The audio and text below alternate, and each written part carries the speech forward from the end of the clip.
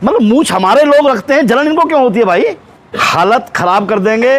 और जो लोग इनको शह दे रहे हैं, स्वर्ण हिंदू, वर्ण हिंदू, फलाना हिंदू, ढिकना हिंदू, अगर जिस दिन कानून हमने अपने हाथ में ले लिया तो इनका गलियों से गुजरना, सड़कों पे गुजरना भारी पड़ जाएगा। हम मूछ रखना भी जानते हैं, कलम से लिखना भी जानते हैं, तो तलवार और बुलेट चलाना भी जानते हैं। मैं मूछ भी रख सकता हूँ, अच्छे कपड़े भी पहन सकता हूँ। इन जातिवादी लोगों को मैं बस यही संदेश देना चाहता हूँ, समय रहते हो या तो अपने आप में सुधार कर लें, नहीं भीम आर्मी झंडे और डंडे दोनों से मजबूत है।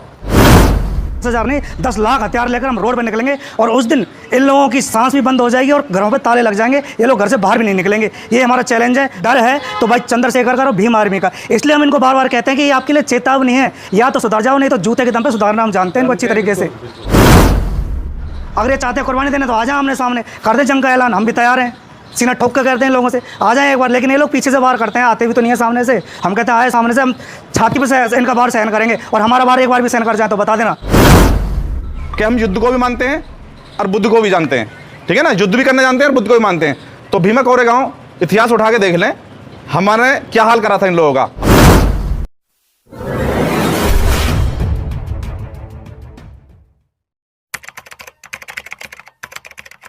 राजस्थान के पाली में जो घटना हुई है, जो कि सोशल मीडिया पर काफ़ी ज़्यादा जो है चर्चित है, तो क्या कहेंगे आप इस घटना को लेकर? अब बारी कहने की नहीं, कर दिखाने की है। अत्याचार बहुत सह लिया है हमने। भाई चंद्रशेखर 22 तारीख को जा रहे हैं पाली परिवार से मिलने के लिए। बाकी जो हाईकमान का आदेश होगा वो करेंगे। असल में हम संविधान को और कानून को मानने वाले लोग हैं और इसी बात का ये लोग फ़ायदा उठा रहे हैं। ये लोग कानून को अपने हाथ में ले लेते हैं। अगर जिस दिन कानून हमने अपने हाथ में ले लिया तो इनका गलियों से गुजरना, सड़कों पे गुजरना भारी पड़ जाएगा। ये जो मूछों पे ताव दे करके, मतलब मूछ हमारे लोग रखते हैं, जलन इनको क्यों होती है भाई? हालत खराब कर देंगे। और जो लोग इनको शह दे रहे हैं, स्वर्ण हिंदू, वर्ण हिंदू, फलाना हिंदू, ढिकना हिंदू, और जो सरकार है वहाँ की, उस सरकार को भी चेताना चाहेंगे वो ये ना सोचे कि इस मामले को आप किसी भी तरीके से दबा देंगे, राजीनामा करवा देंगे, फैसला करवा देंगे। भाई चंद्रशेखर जा रहे हैं, मैं ज़्यादा व्यूज़ दूंगा नहीं, क्योंकि भाई चंद्रशेखर 22 तारीख को जा रहे हैं। अब वो वहाँ से जो ऐलान करेंगे वो पूरे देश में लागू होगा। यही खबर नहीं है, फरीदाबाद के अंदर भी 2-3 घटनाएं हुई हैं। अभी सुबह से टीम उसी पे कार्य कर रही है और लगातार काम कर रही है। जो लोग पुलिस वाले ये सोचते हैं कि ये दलित समाज के लोग हैं, छोटी जाति के लोग हैं, इनका मुकदमा दर्ज नहीं करेंगे, आज उनसे सिर्फ फ़ोन पे ही बात कही है, धमकी दी है। एक धमकी के कारण भीम आर्मी का नाम सुनते उन्होंने कह दिया जी लोगों को भेज दीजिए, हम अभी एफआईआर दर्ज करते हैं और मुजरिमों को अभी उठा के लेके आते हैं। ये घटनाक्रम बहुत जल्दी बंद होंगे। सिर्फ एक ही वजह है कि हम संविधान को और कानून को मानने वाले लोग हैं और उसका ये नाजायज़ फ़ायदा उठा रहे हैं। जिस दिन कानून हमने अपने हाथ में ले लिया, हम कह रहे हैं इनका घरों से निकलना बंद हो जाएगा। आपका परिचय? मेरा नाम विजय कृष्ण है, मैं भीम आर्मी प्रदेश उपाध्यक्ष हरियाणा। अरे लोगों को यही समझ नहीं आता कि भाई आप लोग कब तक हिंदू बने रहोगे इनके, क्यों आप बहुजन मूवमेंट में आगे नहीं आते? जब वो हिंदू संगठन कहाँ चले जाते हैं, जब हम पर अत्याचार, अन्याय और अत्याचार होता है, तब वो क्यों बिल में घुस जाते हैं? क्यों सिर्फ एक संगठन ही हमारे लोगों की आवाज़ उठाता है? आपने देखा होगा, सुनने में आ रहा है कि वहाँ राजस्थान के पाली में जहाँ ये घटना घटी है, वहाँ पर कुछ हिंदू संगठन जो है आरोपियों के पक्ष में आए, बिल्कुल ठीक वैसे ही पैटर्न पर जैसे हाथरस में हुआ था। जी, तो हम उन्हें बता देना चाहते हैं साहब कि इतने कमज़ोर लोग नहीं हैं हम। कम जरूर हैं लेकिन कमज़ोर नहीं है। मैं पिछली वीडियो में भी कहा था। और ये कम लोग ही ना आपका धुआं छुड़ा देंगे। आप देख लो बस 22 तारीख का रिजल्ट, भाई चंद्रशेखर जी पहुंचने वाले हैं। जो उनका आह्वान होगा पूरे प्रदेश, हमारे तो जिले की जिम्मेवारी है, लेकिन हम इतना फिर भी देखते हैं हरियाणा के अंदर रहते रहते कि जो उनका आह्वान होगा पूरे राजस्थान को बंद कर देंगे और इनको ये दिखा देंगे कि नीला सैलाब कैसे आता है, हमारे एक भाई की हत्या कैसे होती है। क्योंकि इन लोगों की बहन बेटी के ऊपर अत्याचार होता है तो मुकदमे में दर्ज हो जाते हैं, इनको अच्छी नौकरियाँ भी मिल जाती हैं। स्वाभिमान के लिए तो ये कोई नीला डाल रखा है, हमने सर पे बांध रखा है। स्वाभिमान की खातिर तो हम मर भी सकते हैं और मार भी सकते हैं। आपका नाम सर? जीतू सिंह, जिलाध्यक्ष भीम आर्मी फरीदाबाद से। पहले तो मैं उन लोगों को ये बताना चाहता हूँ जो हमारी मूँछों को देख के, जिनके पिछवाड़े में मिर्ची लगती है, मूँछें हमारी, हम रखें या कटवाएं, पैसे हमारे, कपड़े पहने अच्छे ब्रांडेड पहने या ना पहने, जूते ब्रांडेड पहने ना पहने, तो वो कौन है हमें देख के चलने वाले? जब बाबा साहब ने हमें इस लायक बना दिया है कि आप अच्छे कपड़े पहन सकते हो, मूछें रख सकते हो। और ये मूछों की लड़ाई नहीं है, ये मान सम्मान की लड़ाई है। ये मूछों का तो इनको बहाना है। इनके जो बाबा साहब के कारवां को जो हम लेके चल रहे हैं, बाबा साहब के मिशन को जो हम लेके चल रहे हैं, इनके पिछवाड़े में उसको लेके जलन होती है। ये चाहते हैं कि ये पहले जैसी प्रथा में रहें, हमारी सेवा करते रहें, हमारी भैंसों का खाना दाना बनाते रहें, हमारे खेतों में मजदूरी करते रहें। लेकिन हम बाबा साहब के संविधान ने हमें वो ताकत दी है, हम अपना बिजनेस कर सकते हैं, अपना कोई भी कारोबार कर सकते हैं, ऊंची नौकरी पा सकते हैं। तो इनको मूछों का तो ये बहाना है। तो मान्यवर साहब ने एक बात कही थी बहुत दिन पहले, उन्होंने पूरे देश में जब भ्रमण किया उसके बाद उन्होंने एक बात कही थी कि हमें बैलेट के साथ साथ में बुलेट की तैयारी रखनी पड़ेगी।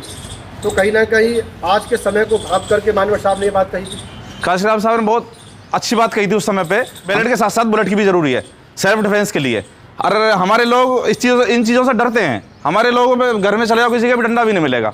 और वो लोग खुलेआम तलवार लेके घूमते हैं, तलवार रखते हैं, लाइसेंस भी रखते हैं, और लाइसेंस के साथ में वैसे भी रखते हैं 2 नंबर की भी। और हमारे लोग लाइसेंस क्या, डंडा भी नहीं रखते हैं। तो ये हमें सेल्फ डिफेंस के लिए अपने घरों में हथियार या लाठी डंडे रखने पड़ेंगे, क्योंकि ज़रूरी नहीं है कि हम पहले से बार करें, सेल्फ डिफेंस में रखना पड़ेगा। आपका नाम सर? मेरा नाम ओम प्रकाश, भीम आर्मी जिला कोषाध्यक्ष। उन लोगों को सिर्फ यही चुभता है कि हम लोगों ने अच्छा पहनना, अच्छा पढ़ लिख लिए हैं, तो उसी के चलते उस भाई ने बस मूछें रखी थी, जिसके चलते उसे मार दिया गया।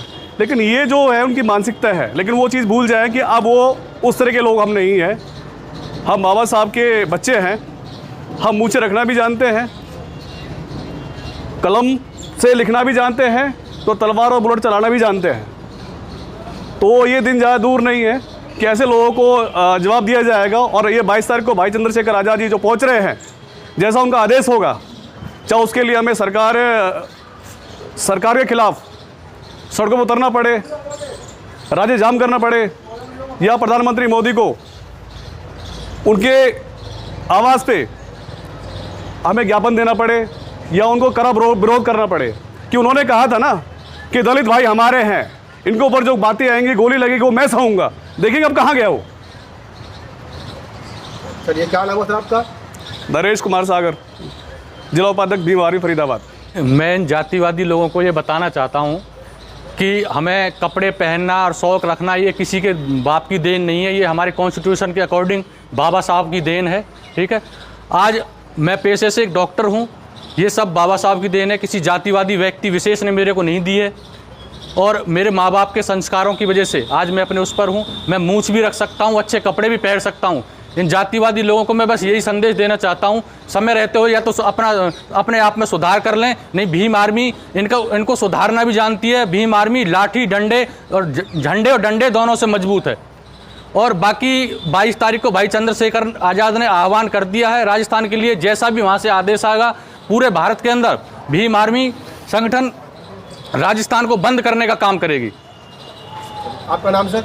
मेरा नाम डॉक्टर राजवीर आज़ाद है, जिला सचिव भीम आर्मी फरीदाबाद। जातिवादी गुंडों के लिए हम एक शब्द और बोल देना चाहते हैं कि जो समाज पर अन्याय अत्याचार हो रहा है ना, इसके खिलाफ ये भूल जाएं कि कुछ कर सकते हैं। अगर हमें समाज के लिए, समाज की रक्षा के लिए हथियार भी उठाने पड़े तो हम लोग सभी लोग तैयार हैं। लग रहे हैं आपको कि हम लोग तैयार नहीं हैं? हम सभी लोग तैयार हैं कि अगर हमें हथियार भी उठाने पड़ेंगे तो हथियार भी उठाएंगे। क्योंकि कुछ समय पहले आपने देखा होगा कि एक समय पर समाज के ऊपर बहुत अत्याचार बढ़ गया था। साहब काशीराम ने क्या कहते हैं अपना शक्ति प्रदर्शन किया था, जिसमें लगता 10,000 हथियार एक बार में निकले थे। तो ये सरकार और ये जातिवादी गुंडे ये भूल जाए कि हमारे पास हथियार नहीं है। जब वक्त आएगा तो हम इन्हें वो भी दिखा देंगे कि 10,000 नहीं 10 लाख हथियार लेकर हम रोड पर निकलेंगे। और उस दिन इन लोगों की सांस भी बंद हो जाएगी और घरों पे ताले लग जाएंगे, ये लोग घर से बाहर भी नहीं निकलेंगे। ये हमारा चैलेंज है, खास तौर पर भीम आर्मी वालों का। क्यों जरूरत पड़ रही है चंद्रशेखर आज़ाद को वहाँ जाने के लिए? साहब ये जो जातिवादी गुंडे हैं ना, ये होता रहता है बार बार। आप देखते हो कितनी घटनाएं हो गई, हाथरस जैसे कांड हो गए, भाई विनोद की हत्या हो गई थी कुछ समय पहले, भाई रमन की हत्या हो गई थी कुछ समय पहले। क्या ये लोग रुक पाए? लेकिन हाँ, इनके अंदर डर है तो भाई चंद्रशेखर का और भीम आर्मी का। इसलिए हम इनको बार बार कहते हैं कि ये आपके लिए चेतावनी है, या तो सुधर जाओ, नहीं तो जूते के दम पर सुधारना हम जानते हैं इनको अच्छी तरीके से। चाहे हमें कुछ भी करना पड़े, कुर्बानियाँ देनी पड़े वो भी देंगे, बच्चों को गंवाना पड़े वो भी देने पड़ेंगे, क्योंकि अब हमारे पास कुछ नहीं बचा है सिर्फ सिवा कुर्बानियों के। अगर ये चाहते हैं कुर्बानी देने तो आ जाए आमने सामने, कर दे जंग का ऐलान, हम भी तैयार हैं। सीना ठोक कर कहते हैं इन लोगों से आ जाएं एक बार, लेकिन ये लोग पीछे से बाहर करते हैं, आते भी तो नहीं है सामने से। हम कहते हैं आए सामने से, हम छाती पर इनका बाहर सहन करेंगे, और हमारा बाहर एक बार भी सहन कर जाए तो बता देना। अभी कुछ दिन पहले एक फिल्म बनी है कश्मीर के ऊपर, जो हिंदूवादी लोग हैं वो काफ़ी तादाद में वो जो वहाँ के पंडितों पर अत्याचार हुआ था उसके खिलाफ आवाज़ उठा रहे हैं। लेकिन ये लोग ये नहीं देखते कि कुछ वर्ग ऐसे हैं, दलित समाज वर्ग ऐसा है जो आए दिन अत्याचार हो रहा है, इनके लिए क्यों नहीं खड़े होते? ये कि ये क्या कहलाती है? ये इनकी मानसिकता कहलाती है कि क्योंकि दलित वर्ग के साथ लगना नहीं चाहते। 3% ब्राह्मणों पे अत्याचार हो गया एक बार, उसको ये नोट कर रहे हैं, उस पर फिल्म बना रहे हैं, उसके खिलाफ उसके समर्थन में खड़े हो रहे हैं। और जो दलित समाज पे आए दिन अत्याचार होते हैं, आए दिन फरीदाबाद हो, गुड़गामा हो, राजस्थान हो, आए दिन अत्याचार हो रहे हैं, तो उनके साथ तो नहीं लगते ये, क्योंकि ये इनकी जो मानसिकता है वो खराब है। और हम बता एक फिल्म भी आई थी जय भीम, उसको भी कुछ सवर्ण संगठनों ने जो है बैन कराने की बात करी। क्यों बैन इसलिए कराने की बोली थी उन्होंने क्योंकि वहाँ रियल दिखाया गया था। ये नहीं चाहते कि दलितों को सच्चाई पता चले। ये जो आजकल के जो हम लोग हैं, क्योंकि अब हम अपना इतिहास जानेंगे तो हमारा खून खोलेगा, ये नहीं चाहते कभी इनको ये पता ही लगे। तो अपने आप को हिंदू मान करके आज उनका झंडा और डंडा लेकर जो है काशीराम साहब ने चमचाइयों की किताब लिखी थी, तो उस किताब में लिखा था चमचाओं को पहचानना पड़ेगा। चमचा कुछ ऐसे होते हैं जो हम में छिपे होते हैं, तो हमें वो पहचानने पड़ेंगे चमचे कौन है, कौन अपने हैं, कौन चमचे हैं।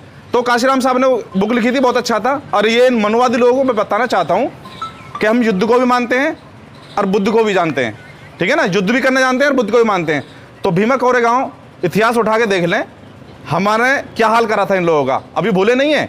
बाबा साहब ने हमें कलम दे दिया हाथ में, तो इसलिए थोड़ा हम कलम चलाना सीख गए हैं, लेकिन हम उससे पहले तलवार चलाना भी जानते थे। तो इन लोगों को चेतावनी देते हैं कि भीम आर्मी हर तरीके से इनको जवाब देना जानती है, और इनमें इतनी हिम्मत है तो सामने से वार करें। ये पीछे से वार करते हैं, जितने भी इन्होंने हमारे अम्बेडकरवादी साथियों को मौत मारा है, पीछे से ही वार करा है।